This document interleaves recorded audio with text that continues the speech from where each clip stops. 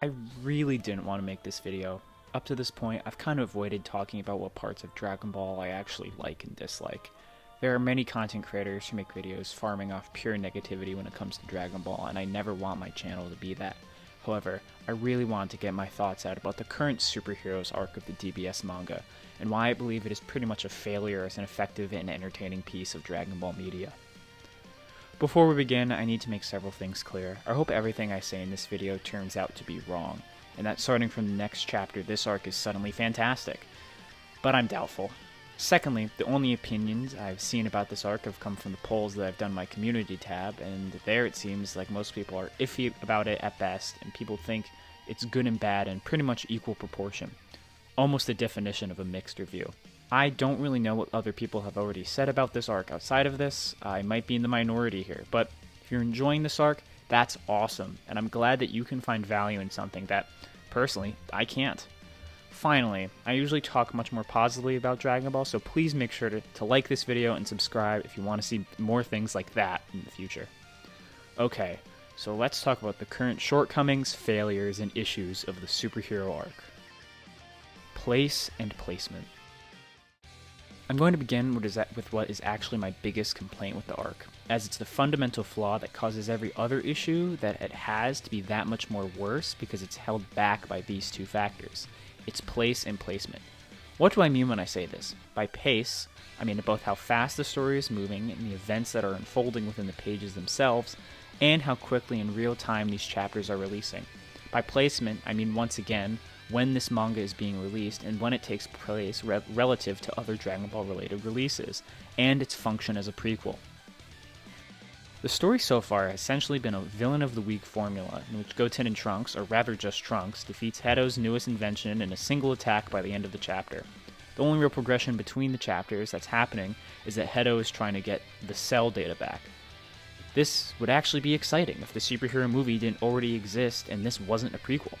Regardless of if Goten and Trunks keep the data safe or not, we know that Cell Max is going to be made along with the Gamma androids.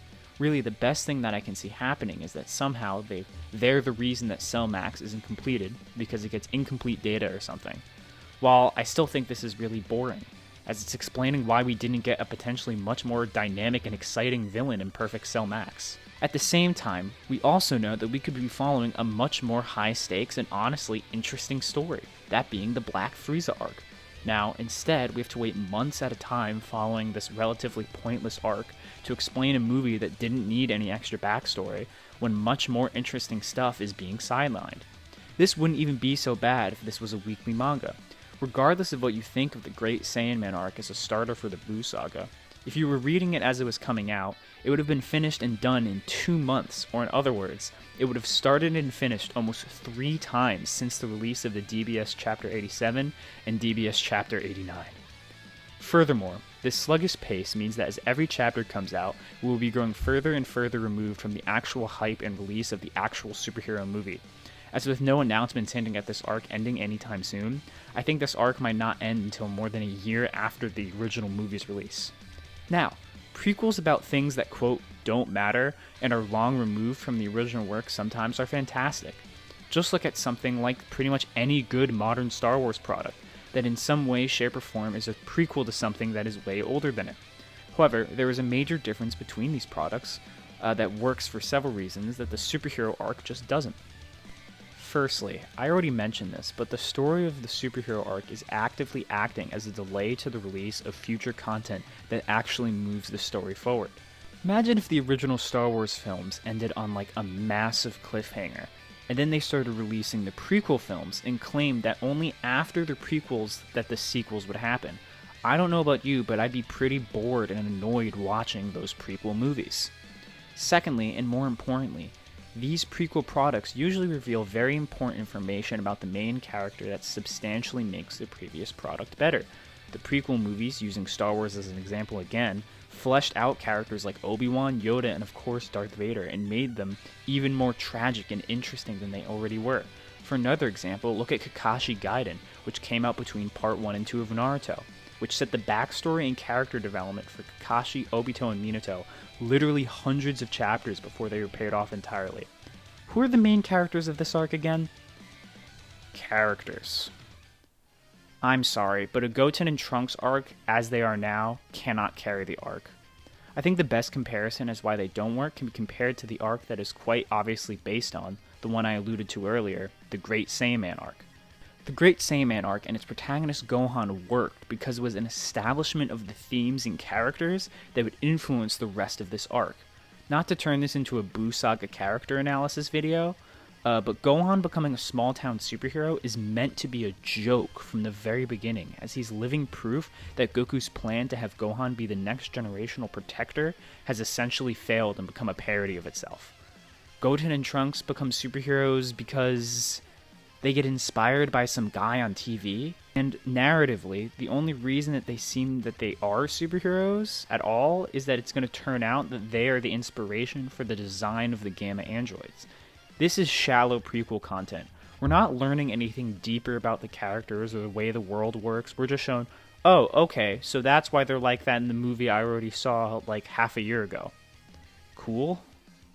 Plus, regardless of any big character development that Goten and Trunks undergo during this arc, and so far it's been zero, we know that at the end they just end up as gag character fat Gotenks during the movie itself. It just makes me care less about any developments if they actually do happen, which they haven't. I wish I could make this section longer, but even with 2 chapters like this, I honestly feel like we're getting absolutely nothing meaningful from any of the character here. Learning random traits like Trunks not being good with technology and being afraid with ghosts, even though his fusion uses ghosts as one of his main attacks, that doesn't actually mean anything for the story. Heck, if there was pretty interesting groundwork for actual character development for Trunks, what if, hypothetically, Trunks is afraid of ghosts because so many people in his life have died and come back, and now he's a superhero because he wants to stop other people from dying, knowing that what it's like to have people in your life die? That's not a fully fleshed out idea and probably doesn't make too much sense, but at least we have something that connects the random traits to the important aspects of the characters and story. As for Goten, well, he already feels like a side character in his own supposed story, despite it being about him just as much as it is about Trunks, at least in the advertising, which is a shame because Trunks was always going to be more interesting than Goten, given, him, and it feels like the one chance for Goten to actually feel like his own character is being completely wasted. Also, I'm not even going to touch on the weird romance shit that's going on between Trunks and a literal adult woman. It's weird as fuck and makes the arc even worse for having it. Seriously, why is this a thing? The only thing I will say about this is that the best visual gag this arc has had is ruined by this entire premise. Just, ew. There's also smaller things that I've already lightly touched on, like the action being insanely lackluster and uninteresting compared to what came just several chapters before, the comedy being just unfunny or simply poor imitations of jokes that were executed way better in Z. I feel like I've spent enough time being negative here, so let me know your thoughts on this arc so far and how I'm wrong in the comments down below. Maybe you'll shed some light on something that I completely missed. But that's all for now. See ya.